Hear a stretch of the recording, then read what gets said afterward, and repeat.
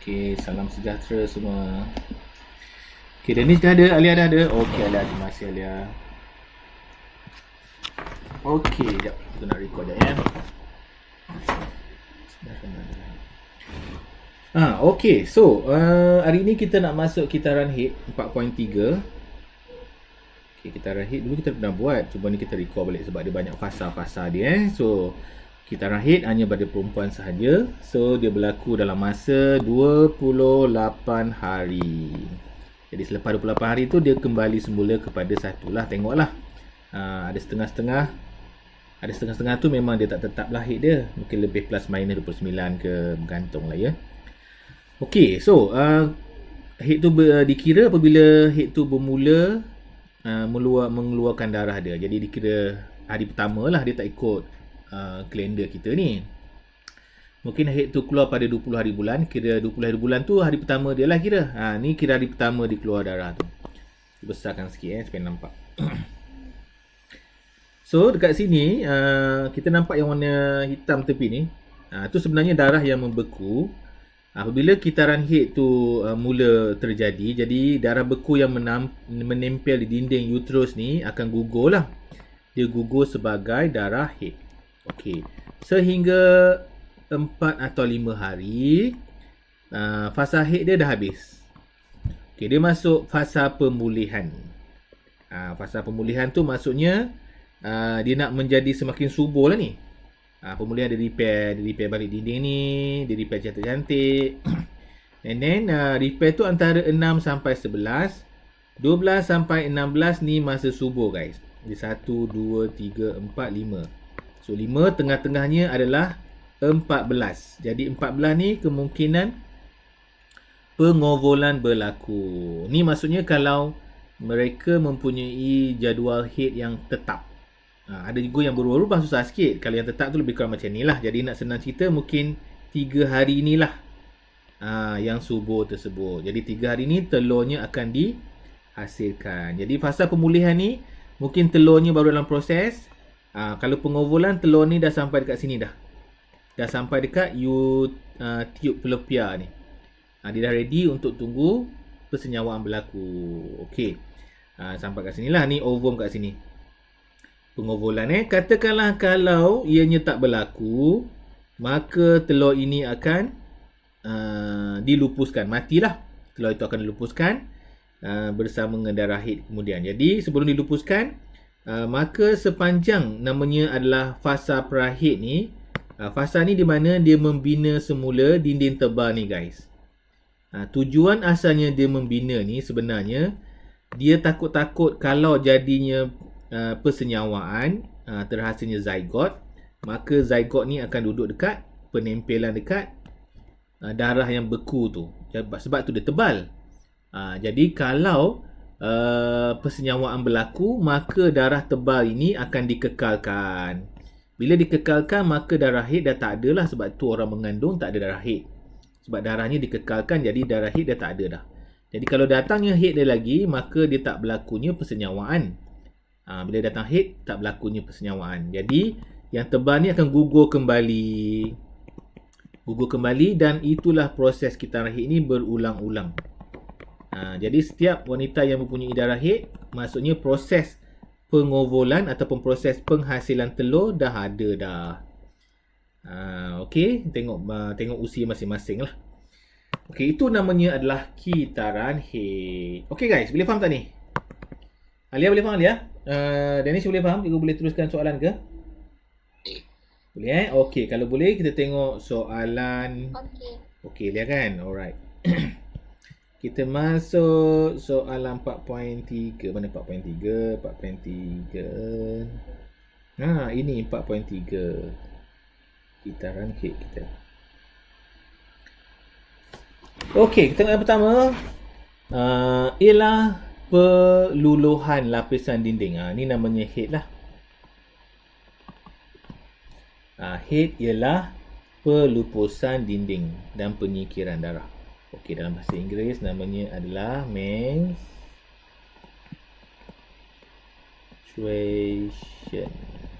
Itu bahasa Inggeris. Menstruation. Okey, perempuan akan mengalami hit apabila mencapai Akil balil. Okey. Macam itulah. Bahasa Inggeris namanya adalah pekerti. Okey. Yang ketiga, kita rahit dikawal oleh otak dan sistem endokrin yang merembeskan hormon. Okey, bahasa Inggeris dah ada. Merembeskan hormon. Okay, biasanya satu kita rahit mengambil masa 28 hari guys. Ni adalah kita rahit yang normal lah. Okay, kita masuk lagi nama-nama kita rahit kita. Okay, yang mula-mula ni namanya adalah fasa haid. Fasa haid dikira 1 sampai 5. Lepas itu masuk yang kedua ni apa guys? Siapa tahu? Yang kedua ni apa, siapa tahu? Fasa pemulihan. Pemulihan, betul. Pembaik mulihan, betul. Okey, ini namanya fasa pemulihan. Pemulihan lah bahasa Inggeris namanya fasa dia repair ni. Okey, yang keempat, fasa apa ni? Yang keempat, Fasa subuh. Okey, fasa subuh dia akan menghasilkan apa? Fasa subuh menghasilkan proses pengovulan. Betul, pengovulan. Pengovulan bahasa Inggeris ovulations. Okay, ovulations. Okay, last one. Nak jadi kembali haid, dia panggil prahaid. Okay, prahaid. Jadi itulah dia punya kitaran dia. Okay, berlaku setiap bulan. Okay dah, boleh salin. Kita nak masuk yang seterusnya.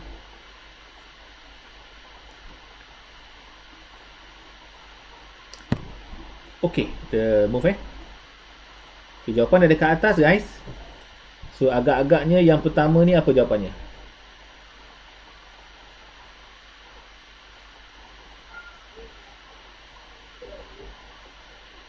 1 hingga 5.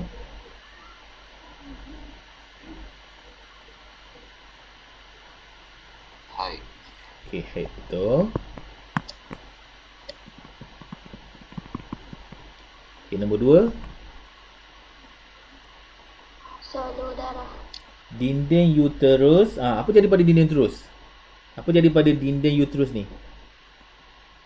Apa jadi dinding uterus ni? Tengok. Dia darah haid keluar ni, apa jadi pada dinding tersebut? Apa jadi dia pada dinding ni? Ya. Terluluh. Dia akan runtuh ataupun terluluh. Kat sini dia pakai terluluh. Sepatutnya kita boleh kata dia runtuh pun boleh juga. Terluluh. Ataupun breakdown. Okey, dan disingkirkan bersama darah dan ovum. Maksudnya ovum kita tadi yang dah ada tu, kita masukkan sekali dekat darah haid tu. Ovum yang tidak disenyawakan. Okey, yang kedua. 1 hingga 6. Jadi, dinding uterus. Lepas darah haid dah berlaku, dia nak masuk repair ni. So, dinding uterus tu akan jadi apa? Penampalan. Bukan penempelan. Penempelan tu kalau berlakunya persenyawaan. Dia jadi menebal. Okey, dia akan menebal untuk ready kepada kalau ada persenyawaan. Kalau ada persenyawaan, jadi menebal. Okey, lagi dalam dinding uterus dibentuk. Apa tu maksudnya? Dalam dinding uterus dibentuk. Ni saluran darah ni. Mungkin keliru sikit. Saluran darah dalam dinding uterus terbentuk. Ada saluran darah tak? Okey, dah. Okey, fasa 12 sampai 17. Okey, yang pertama tu apa? Fasa subuh ni. Fasa subuh ovum dilepaskan. Proses apa namanya? Proses Overland. Pengovalan, betul. Proses pengovalan. Pengovalan, ovulation. Okey, next. Berkemungkinan berlaku jika terdapat sperm. Apa tu? Jika terdapat sperma, apa yang akan berlaku? Persenyawaan. Persenyawaan akan berlaku jika adanya sperma. Bagus. Persenyawaan. Okay, good. Well done. Okay, kita masuk lagi. Kita kecilkan sikit. Nampak atas tu. Okay, pada hari ke-18-28. So, terus menebal. Apa yang menebal ni? Dinding uterus. Dinding uterus. Okey, betul. Dinding uterus. Okey, dinding uterus. Terus menebal. Okey, nombor 2, embrio berlaku jika persenyawaan. Tu apa namanya tu? Ditarahik. Ini adalah penempelan. Kalau ada penyawaan, berlakulah penempelan. Penempelan zygote ataupun embrio. Zygote dekat sini, zygote. Zygote dekat sini. Bila dia jumpa kat sini, dia jadi embrio. Sebab zygote dah besar menjadi embrio. Okay, last one adalah kitaran head. Okay, kitaran. Jadi kitaran head akan berulang jika persenyawaan tidak berlaku. Kalau berlaku, dia akan stop lah. Itulah ceritanya. Okey, boleh. Kenapa ada ovum satu ni tinggal? Kat mana ovum ni? Saja dia letak je. Semua dah isi semua dah isi, saja dia letak lah Okey, dah. Dah salin? Cuba nak teruskan.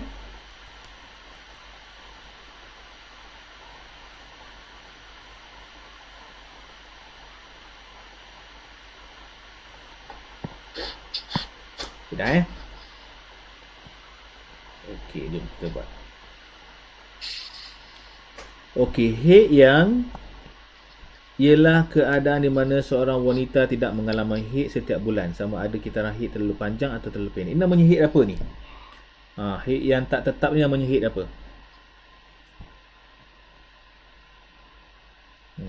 Tak stabil. Tak stabil, betul. Namanya adalah tidak stabil.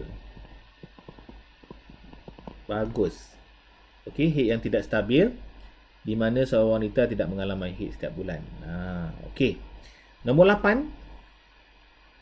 Haid tidak stabil boleh disebabkan oleh yang pertama, berat badan meningkat. Betul. Okey, nombor 2, siapa tahu?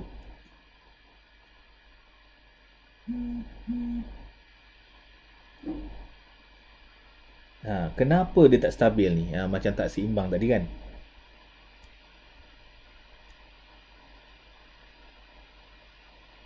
Nombor 2 adalah kesihatan. Pun betul kesihatan? Kesihatan betul, tapi kesihatan ni kadang lah, walaupun dia demam biasanya okey. Tapi yang paling penting adalah hormon. Ingat tu. Ketidakstabilan ataupun ketidakseimbangan hormon. Jadi hormon yang tak seimbang ni penting. Dia menjadi tak stabil. Hormon imbalance. Yang kedua, mungkin juga gangguan emosi. Kita stres banyak-banyak, tak boleh tidur ke, kawan-kawan kutuk kita ke. Gangguan emosi yang berlebihan juga boleh mengganggu kitaran haid. Jadi emotional disruption. Okay, yang keempat, mungkin juga aktiviti berlebihan. Aktiviti yang berlebihan, aktiviti sukan lah. So mungkin kita boleh buat senaman yang berlebihan. Mungkin pergi hiking terlampau berlebih-lebihan. Sepatutnya biasa-biasanya, tapi dia lebih-lebihan. Okay, excessive exercise. So ni jika berlakunya macam kanser cervix lah, ataupun ada pertumbuhan dalam cervix, namanya adalah tumor cervix. Dalam rahim dia. Dalam rahim tu ada pertumbuhan. Orang panggil kan pertumbuhan rahim kan. Okey, di tumor ni kalau ikut dia kanser, cuma dia belum sampai lagi sel kanser. Okay, kalau sampai sel kanser tu bahayalah sebab dia boleh melarat melalui darah. Okey, salin dulu guys.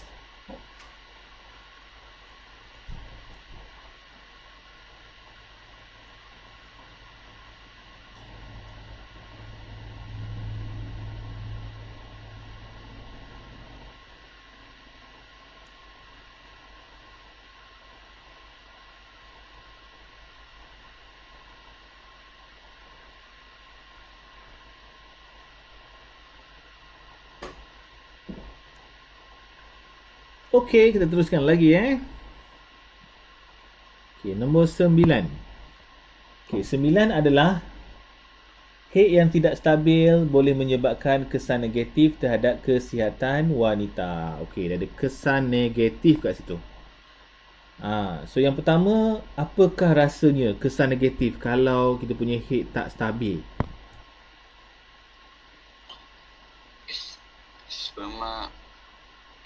Sperma tak cukup. Sperma tak kena-kena. Dapat.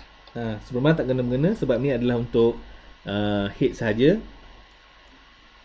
Maksudnya susah untuk bersenyawa. Betul. Betul tu, Uman. Itu betul. Cuma ini lebih kepada kesihatan wanita. Dia lebih kepada kesihatan wanita. Apa jadi pada wanita tersebut? Tapi apa Rahman cakap tu betul lah. Persenyawaan mungkin susah sikit nak berlaku. Yang pertama, kalau tak stabil jemanjang, kemungkinan besar dia boleh jadi kemandulan. Jadi antara orang kahwin lambat sebab mungkin dia kerja banyak stres sangat, kemandulan mungkin boleh berlaku. Okay, mungkin juga boleh berlakunya anemia. Anemia ni adalah kekurangan darah merah. Okey. Jadi lepas tu sukarlah untuk merancang keluarga. Jadi kesukaran. Okey, untuk ataupun semasa. Okey. Merancang keluarga. Susah sikit lah nak tahu bila masa dia subur. Kan, dia sukar sikit untuk merancang keluarga tersebut. Okey, dah itu je guys. Boleh salin.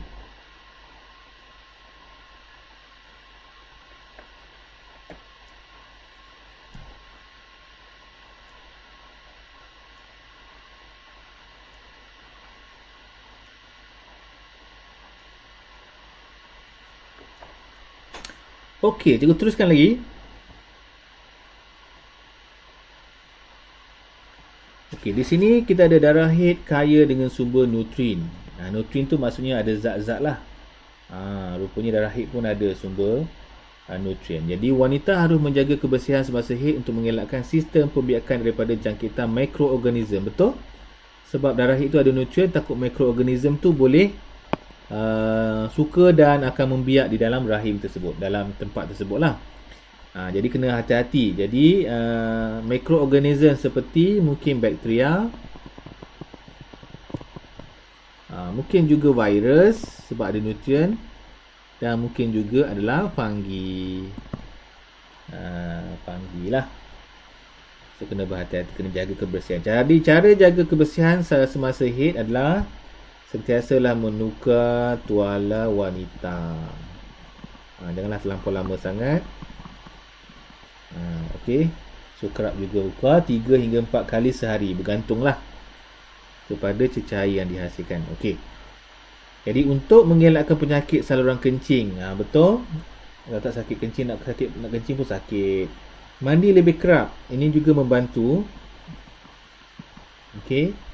Membantu supaya bakteria, virus dan fungi tidak membiak.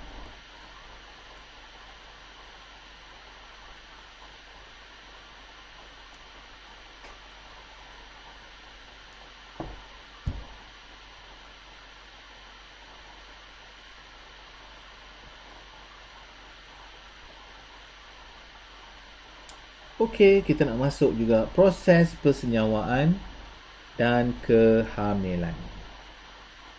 Proses senyawaan dan kehamilan. Okey, berikan definisi persenyawaan. Jadi persenyawaan ialah satu proses di mana nukleus gamet jantan. Gamet jantan ni merujuk kepada sperma. Gamet betina merujuk kepada ovum. Dan gamet betina adalah ovum lah. Tapi kat sini juga gamet betina juga boleh kita sifatkan sebagai sebab dia bergabung dan gamet betina bergabung. Okey. Jadi gamet betina ni kalau ikut dia ovum lah. Jadi ovum ni bergabung dengan gamet jantan iaitu sperma untuk menghasilkan zygote. Jadi zygote ni akan berlaku di tiub fallopian. Sama dekat sini ataupun dekat sini. Jadi daripada kilang kita ni, ovari menghasilkan ovum. Ovum tu akan bergerak sampai dekat sini. Bila sampai kat sini, dia akan stay dekat sini. Dia stay, lepas tu sperma akan datang. Maka persenyawaan akan berlaku. Kat sini lah. Dia tunjuk sini lah. Sini penyawaan berlaku. Maka bila berlaku, nama yang pertama baby tersebut adalah zygote. Okay, zygote. Sambil-sambil zygote tu nak bergerak, nak sampai ke uterus ni. Sampai kat sini namanya adalah embrio. Embrio tu dia besar sikit lah. Okay. So along the way ni ada nama lain lagi. Nanti korang belajar dekat bio lah. Blastista dan sebagainya ada nama-nama lagi. Yang penting korang nama zygote, lepas tu embrio. Okay. Barulah jadi baby. Okay. Jadi kat sini kita namakan sikit. Okay. So yang berwarna macam berudu tu dia adalah sperma. Okey, jadi kita mulakan dengan pengovulan ya. Pengovulan tu penghasilan telur. Ingat pengovulan berlaku bila? 14 hari bulan 14 hari bulan. Hari yang disubur tu. Jadi dia akan, telurnya dah matang, telurnya akan dikeluarkan. Jadi ovum terbentuk. Okey, ovum, lepas tu sperma datang, maka persenyawaan berlaku lah ni. Sperma tak boleh masuk semua. Salah satu sperma je akan masuk. Satu sperma akan masuk, lepas tu dia akan tutup lah. Jadi ovum tu akan tutup dia punya kulit pintu dia tu, jadi satu sperma je masuk. Dia dah jadi zygote. Dibawa kat sini dia akan menempel, jadi namanya penempelan. Penempelan. Okey, ataupun bahasa Inggeris namanya implantation. Implantation. Itulah. Okey, dah boleh salin dulu.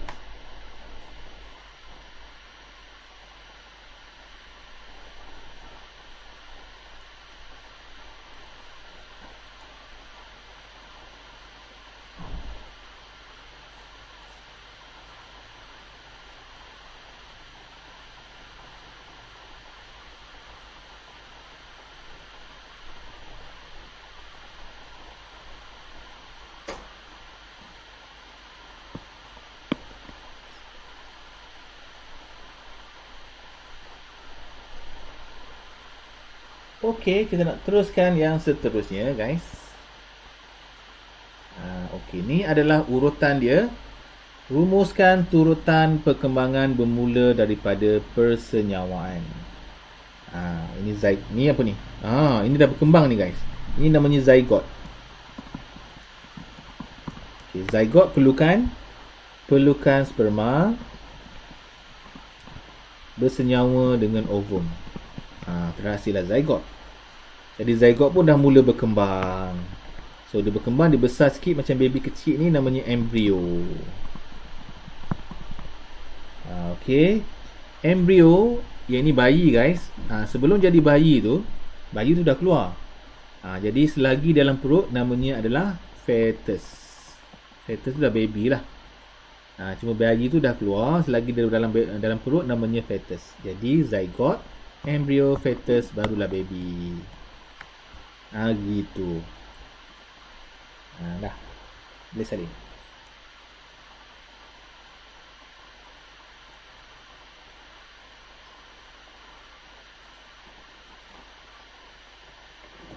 Okey, sampai sini nak tanya apa tak? Cikgu rasa senang je kot kan? Boleh faham kan? Tak ada apa-apa masalah sangat. Boleh kan? Senang je, insya-Allah. Okey. Boleh. Bagus. Okey, kita nak masuk pula mengisi tempat kosong ni. Mengisi tempat kosong. Besarkan sikit supaya nampak. Okey, kita mulakan sebelah kiri yang ini. Tali pusat. Okey, tali pusat menghubungkan fetus kepada plasenta. Plasenta tu uri lah, uri dia. Uri dia. Ni tali pusat ni kan. Dia menghubung kepada plasenta. Ni plasenta kita.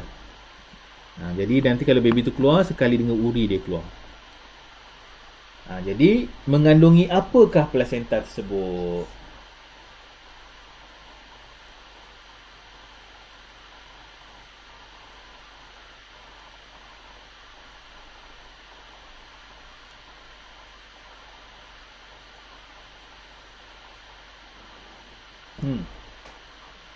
So, dalam tali pusat tu ada apa kat tu?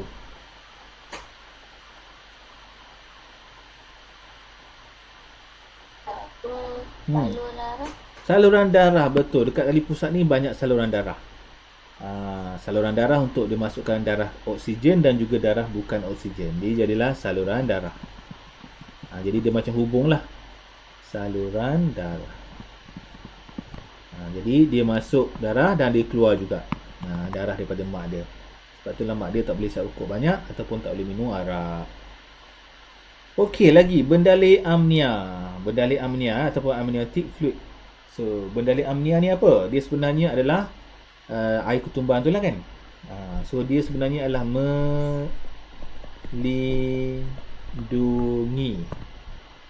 melindungi fetus daripada kecederaan fizikal. Dia melindungi fetus daripada kecederaan fizikal, guys. Okey, jadi kalau mak dia lasak-lasak sikit ke, jadi baby ni tak adalah kena direct kepada sesuatu kan. Yang kena perut mak dia dulu, lepas tu ada air lagi. Dia jadi macam sponge lah. Okey. Okey, bendalai amnia. Okey, amnia ni yang luar ni. Ni amnia ni bendalai dia dalamnya. So yang kat luar ni namanya amnia. Dia macam satu sarang kan. So amnia tu apa? Amnia tu sebenarnya adalah membrane.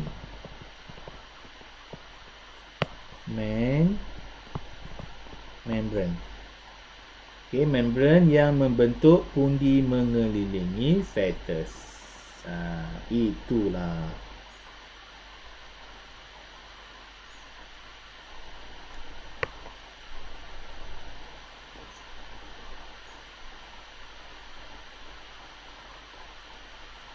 Okey, kita masuk pula plasenta. Tadi kita masuk tali pusat. Tali pusat ada darah. Plasenta tu sendiri ni tali plasenta ni. Ni plasenta yang luar ni, yang tebal ni kan. Plasenta tu sendiri. So, plasenta tu untuk apakah plasenta tersebut? Okey, pertama terdiri daripada tisu ibu dan fetus. Dua-dua tu ada. Dia macam sempadan lah. Okey. So tujuannya apabila darah ni masuk ikut pusat, jadi baby pun ada bahan buangan dia. Bahan buangan ni contohnya dia pun perlukan oksigen, karbon dioksida. Jadi sebenarnya dia boleh menyingkirkan karbon dioksida daripada baby. Baby pun perlukan karbon dioksida. Dia buang karbon dioksida, dia perlukan oksigen. Okey. Dan juga dalam masa sama, kita punya plasenta juga dia boleh membekalkan nutrien. Nutrien tu makanan lah kepada baby. Jadi bila ibu-ibu makan benda-benda yang sihat, jadi benda-benda yang sihat tu akan diletakkan dekat plasenta ni sebagai makanan kepada baby. Dan juga membekalkan oksigen. Oksigen tu melalui darah, melalui pusat tu lah. Jadi dia hubungkan pusat lah. Jadi dia punya semua ni akan melalui pusat tu.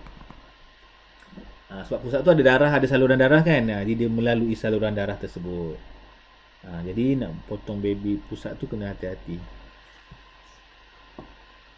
Okey. So ini fetus. Fetus lah dalam baby, dalam perut tu namanya fetus. Okey. Salin dulu. Mana kawan-kawan belum sempat salin dulu.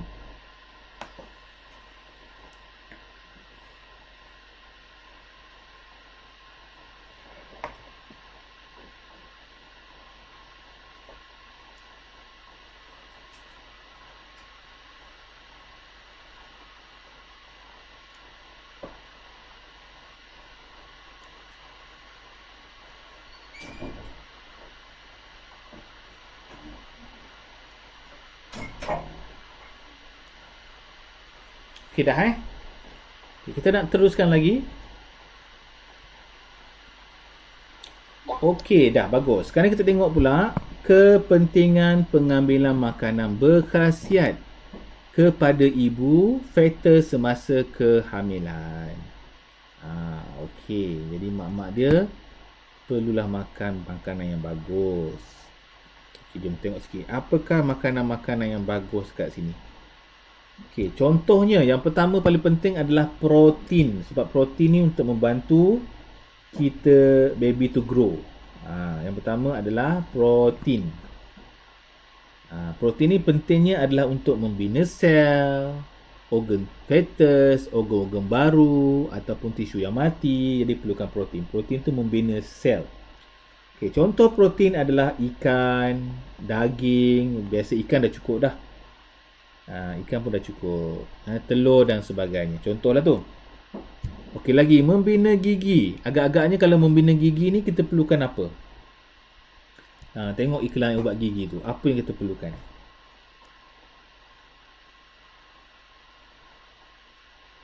Membina gigi, membina tulang. Apa yang perlu kita perlukan? Tulang. Tulang terdiri daripada apa? Siapa tahu? Vitamin. Vitamin? Bukan vitamin. Vitamin tu lebih kepada kesihatan. Apanya? Oh, Aifah, betul. Kalsium.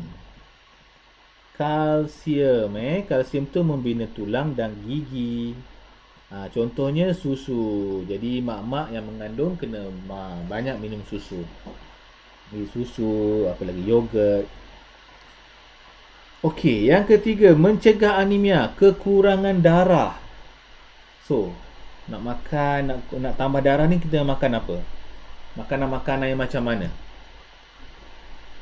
Makanan yang perlukan apa dalamnya?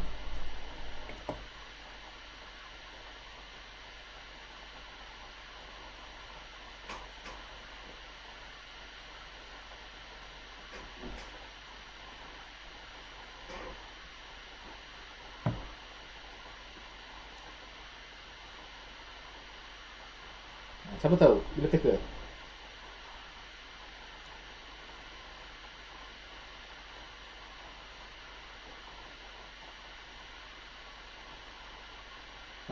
Nak tambah darah, kalau awak nak tambah darah macam mana?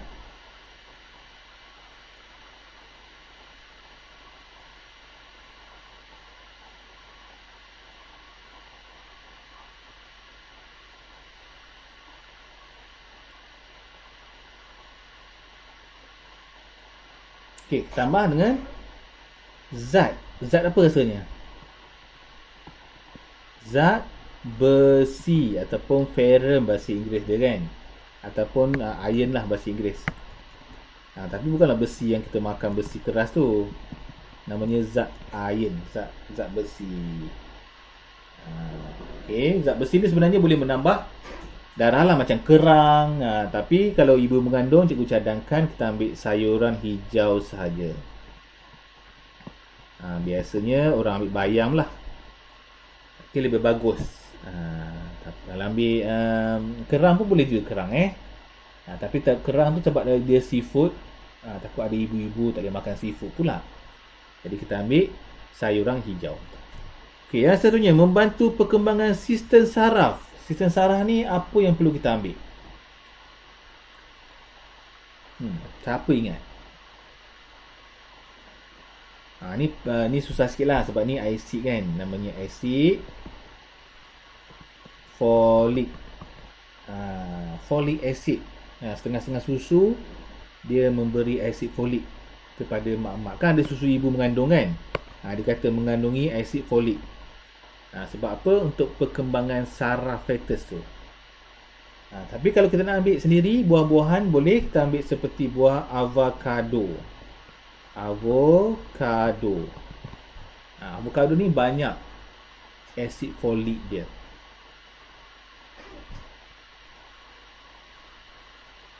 Okey, seterusnya. Mengekalkan kesihatan ibu dan anak. Okey, ni barulah kita ambil vitamin-vitamin yang disarankan. Okey. Contoh-contohnya kalau vitamin ni banyak datang daripada buah-buahan. Buah-buahan lah. Makan buah-buahan yang banyak.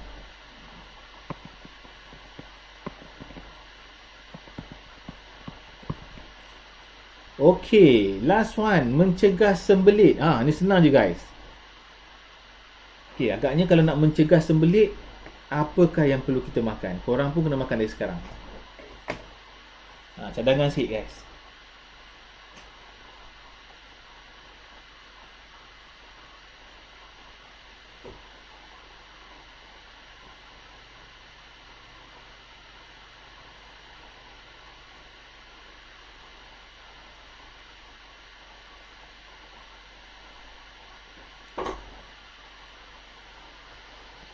Apa?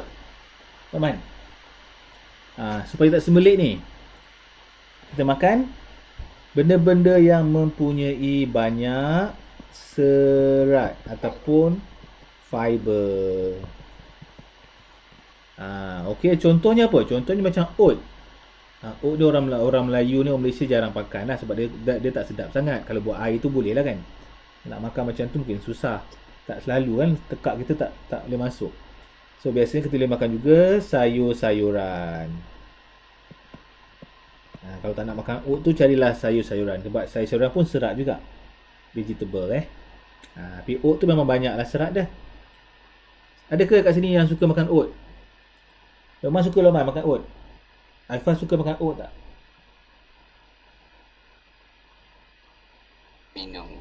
Minum air. Oat dengan Nestum dia benda berbeza ya. Oat tu yang besar-besar sikit tu. Nestum tu yang kita buat air segera tu.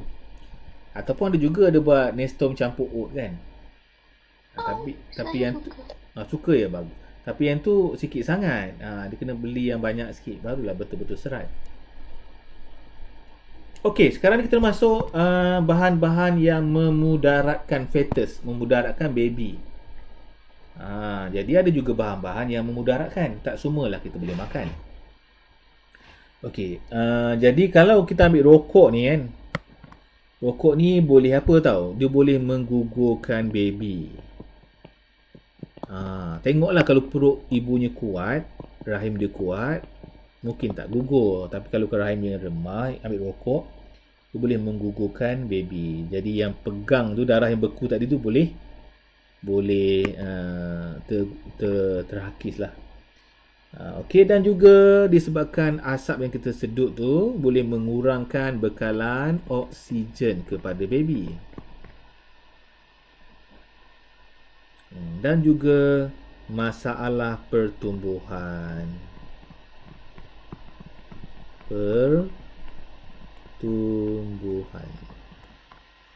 Masalah pertumbuhan. Jadilah kelahiran peramantang. Tak cukup bulan, kesian kat dia, kena keluarkan awal. Jadi duduk dalam incubator tu, kesian kat dia.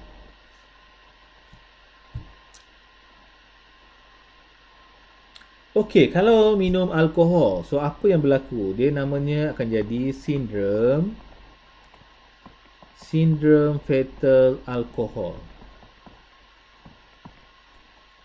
Okey, so kemungkinan besar dia boleh menjadi kecacatan mental dan juga fizikal. Sian dia Jadi kalau dah tahu diorang ni orang Islam tak lah kot. Orang bukan Islam lah biasanya.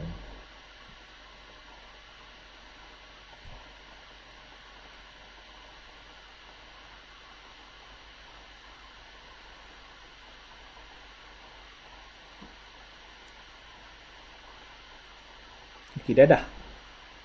Dadah ni apa? Dadah ni adalah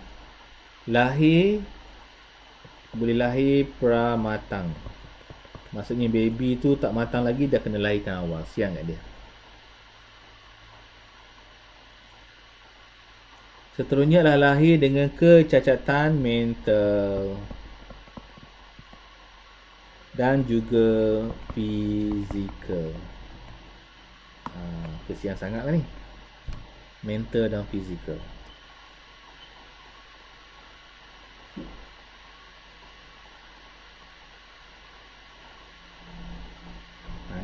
salin dulu.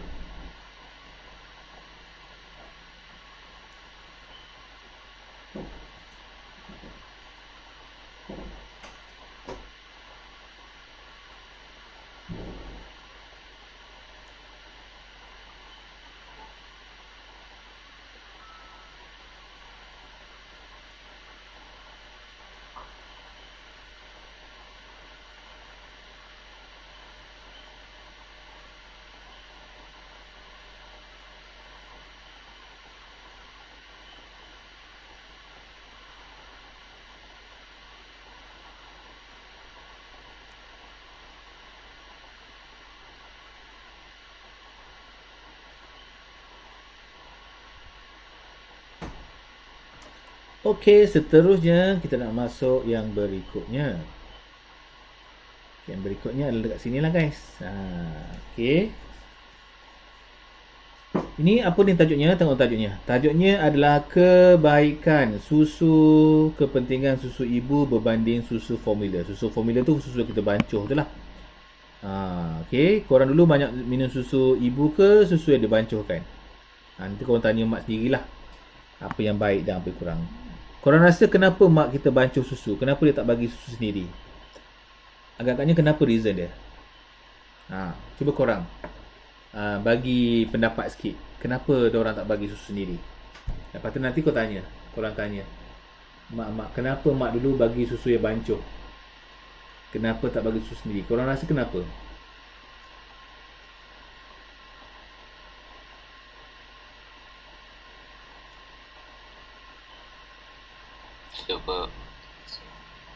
Sebab kalsium. Sebab kalsium? Bukan. Sebab mak-mak sibuk. Biasanya mak-mak kerja kan. Jadi tak sempat. Jadi buatlah susu formula. Kalau sempat dia susu sendiri je. Kadang-kadang tak sempat nak kerja macam mana? Kan? So dia bagilah susu formula untuk pengasuh jaga. Tapi kalau balik rumah, biasa kalau dia sihat, dia tak penat, dia bagilah feeding. Okey, tengok apakah kebaikannya guys. Okey, yang pertama, susu ibu ni mengandungi semua nutrien apa yang diperlukan oleh baby.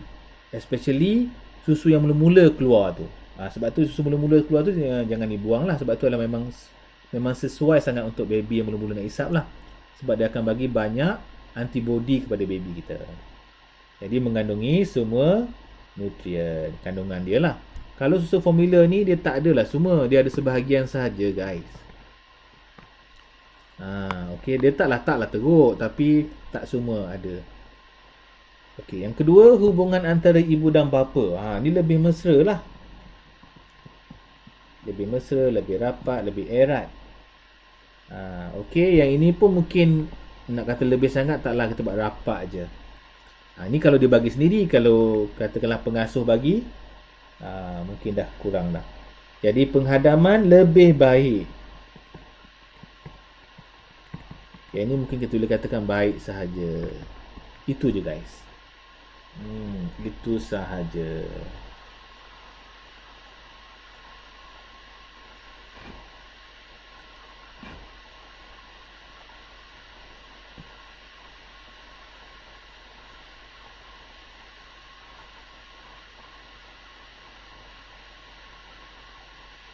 Kita teruskan lagi. Okey, yang ini pula kemandulan dan cara mengatasinya. Kemandulan ni tak semestinya perempuan. Lelaki pun ada mandul. Okey, mandul lelaki dan perempuan berbeza lah. So, apa itu istilah kemandulan? Yang pertama adalah ketidakmampuan untuk menghasilkan zuriat. Dia tak mampu menghasilkan zuriat. Kasihan kat dia namanya infertility. Infertility adalah kemandulan. Yang nombor dua adalah tiada pencegahan kehamilan. Jadi yang ini tajuk yang penting kali ikut, kemandulan dan cara mengatasinya. Okey. Tiada pencegahan kehamilan. Okey, kalau katakan dia terlampau subur, tak mandul, kalau tiada pencegahan kehamilan, apa yang berlaku? Nanti akan berlakunya anak yang ramai. Ramai tu kesian pada mak lah nak jaga. Mungkin anak tu terlampau terlalu dekat-dekat, rapat-rapat. Setahun seorang. Mak tak sempat nak rehat kan. Dan juga mungkin kesian kepada ayah juga, kena bekerja kuat lah untuk cari rezeki. Jadi kesan kepada ekonomi keluarga. Jadi korang mungkin ada bajet untuk keluar bercuti disebabkan ramai ahli keluarga, jadi nak makan dan sebagainya, terpaksalah kena kontrol keluar daripada melancur. Contohnya lah kan. Salin. Mana tak sempat salin dulu.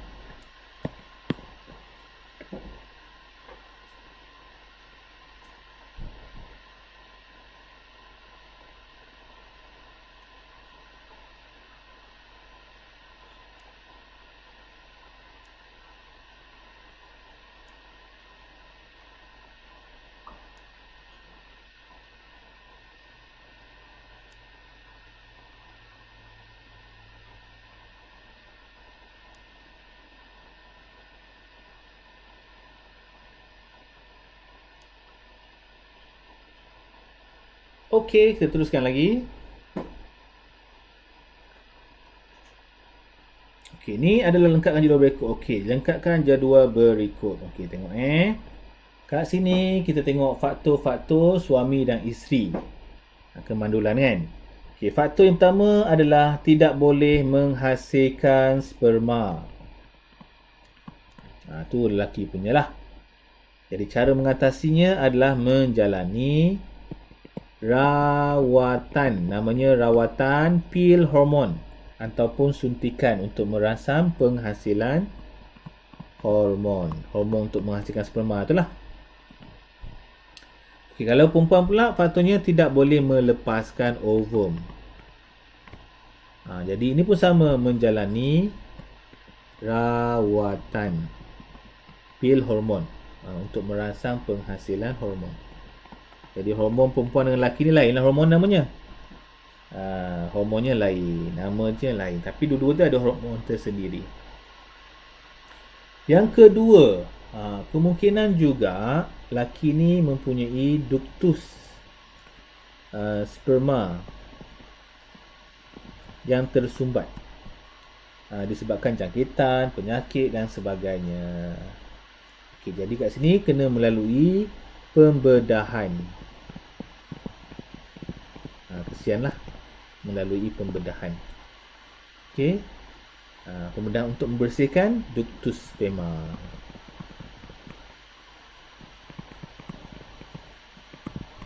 Okey, ductus sperma. Okey, kalau nombor 2, kalau lelaki ductus sperma, tapi untuk wanita namanya adalah tube fallopian. Tube fallopian. Okey, tube fallopian. Tersumbat disebabkan jangkitan ataupun penyakit. Ni mereka yang tahulah, kena jumpa doktor lah. Mungkin dia tak rasa sakit, tapi jumpa doktor baru tahu. Pun sama, kena menjalani pembedahan.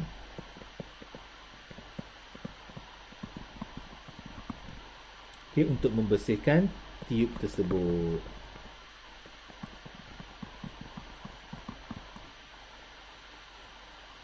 Okey, dah boleh salin dulu. Yang tu.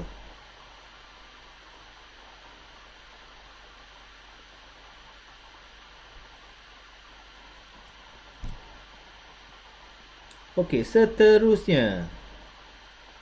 Dekat sini kita ada kuantiti ataupun kualiti sperma. So dia adalah rendah. Mungkin kuantitinya sikit ataupun kualitinya tak berapa nak sihat. Mungkin faktor usia, bekerja kan. So caranya adalah mengamalkan daya yang kaya dengan nutrien dan vitamin E namanya untuk penghasilan ovum. Itu satu cara. Satu cara lagi namanya adalah persenyawaan in vitro. Okey. Ni kena masuk alat dia lah sendirilah. Yang kedua, kena elakkan merokok. ataupun minum alkohol dan juga dadah. Jadi kena elakkan semua-semua ni. Lelaki kan bersifat ukur kan. Okey, endometrius ialah pertumbuhan lapisan dinding uterus. Ni untuk wanita yang berlebihan. Jadi dindingnya kalau ikut tebal kan, disebabkan pertumbuhan ni jadi dindingnya makin tebal, susah. Jadi kalau nak kena buat pembedahan guys. Semua ni kena check lah, tak boleh tahu. Kita pun tak tahu kan. Kena buat untuk membersihkan endometriosis.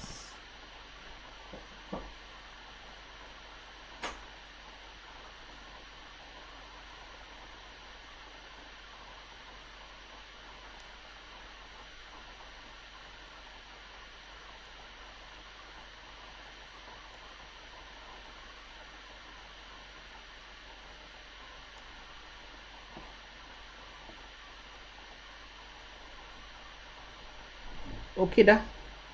Kita masuk sikit lagi nak habis. Dah habis dah. Okey, yang ini adalah mati pucuk ni hanya untuk lelaki sahaja, ketidakupayaan zakar untuk berfungsi. Okey, importance that is the inability of the pregnancy. Okey, menjalani pembedahan ataupun rawatan. Jadi ini sahaja guys yang penting kenapa berlakunya kemandulan terhadap lelaki dan juga wanita. Kesianan mereka kan. Jadi mereka kena melalui rawatan lah. Kena melalui rawatan guys. Kalau tak kesian dia. Okey, kita sikit lagi guys. Kita ada 5 minit lagi. Kita habiskan ni sikit. Ini adalah kaedah pencegahan kehamilan. Ni kalau yang subur tapi dia nak cegah kehamilan. Perlu juga cegah sebab kita nak mengelakkan ekonomi keluarga yang tinggi, kesian ayah kita bekerja. Yang pertama, mengelakkan hubungan seks sama semasa fasa subur. Jadi perlu tahu subur ni mudahlah sikit. Yang kedua adalah namanya vasektomi namanya. Okey, vasektomi iaitu pembedahan yang memotong dan mengikat, potong, ikat dan mengikat ductus sperma untuk menghalang sperma daripada melepaskan semen. Ni potong kat sini guys. Kan? Itu kan menyalurkan sperma. Jadi sperma tu nanti yang dihasilkan dia akan merosot sendirilah. Dipotong kat situ. Okey. Jadi sperma tu akan merosot sendiri. Jadi kalau macam ni, kalau dipotong ni memang sampai bila-bila pun dia tak akan ada baby lagi lah. Dia tak akan ada sperma. Jadi tak ada harapan lah untuk dapat baby. Jadi sebelum buat pemotongan tu kena fikir banyak-banyak.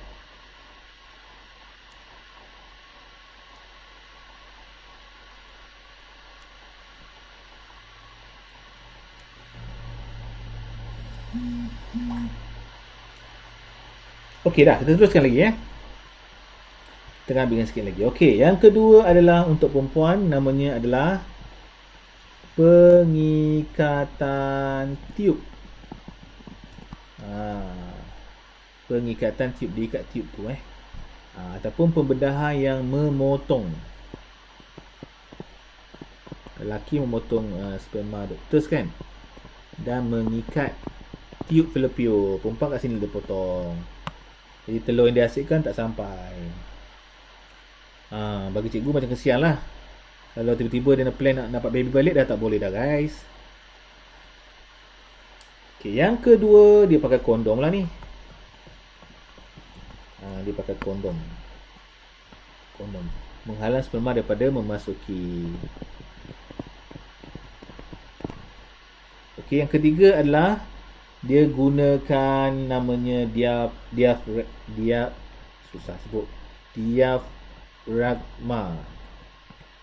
Okey, diafragma menghalang sperma daripada memasuki. Okey, diafragma tu dia masuk dekat rahim ni. Dia masuk dekat faras tu. Jadi sperma tak boleh masuk ke dalam. Okey, cara yang seterusnya yang kurang baik sikit adalah namanya pil perancang. Apa-apa pil ni biasanya kurang baik sebab dia mengandungi chemical. Kalau makan dari awal, kemungkinan boleh menjadikan kita efek kepada kita lah untuk akan datang kan. So ni menghentikan pengobolan.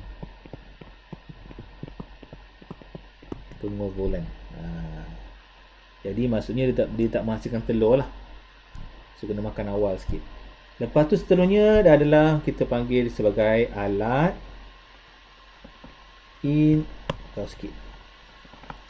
alat intrauterin ataupun dikenali sebagai IUD. Alat intrauterin.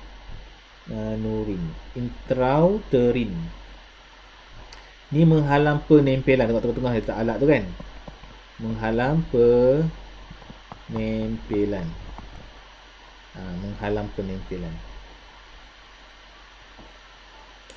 Okey, yang terakhir adalah dia menggunakan namanya spermicide, iaitu membunuh sperma.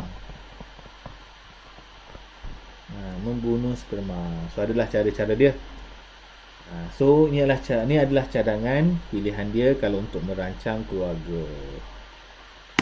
Itu sahaja guys.